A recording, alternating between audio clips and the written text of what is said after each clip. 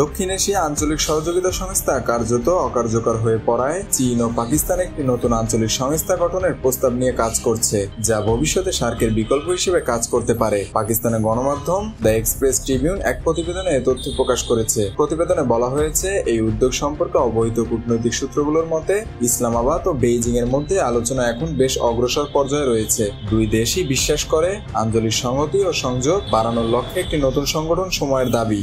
চীনের কুনমিং শহরে সম্প্রতি অনুষ্ঠিত পাকিস্তান, চীন ও বাংলাদেশের ত্রিপক্ষীয় বৈঠককে এ কূটনৈতিক তৎপরতারই অংশ হিসেবে বিবেচনা করা হচ্ছে।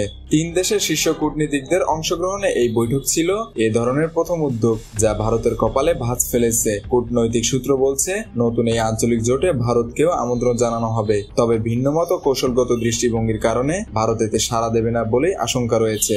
অপরদিকে শ্রীলঙ্কা, মালদ্বীপ, আফগানিস্তান সহ দক্ষিণ এশিয়ার একাধিক দেশ এতে যোগ দিতে পারে বলে মনে করা হচ্ছে। পাকিস্তান ও চীনের প্রস্তাবিত এই জোটের মূল লক্ষ্য হবে বর্ধিত আঞ্চলিক সম্পৃক্ততা, বাণিজ্য এবং অবকাঠামোগত সংযোগ জোরদার করা। সার্কের কার্যকারিতা নিয়ে দীর্ঘদিন ধরেই প্রশ্ন উঠছে। 2016 সালে পাকিস্তানের সার্ক শীর্ষ সম্মেলন অনুষ্ঠানের কথা থাকলেও উরি হামলার পর ভারত তাতে অংশগ্রহণ বাতিল করে।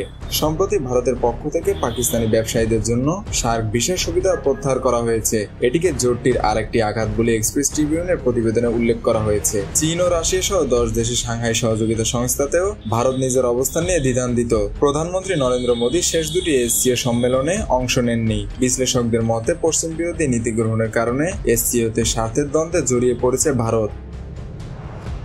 মেহেদী হাসান বাপ্পি, খুলনা গেজেট।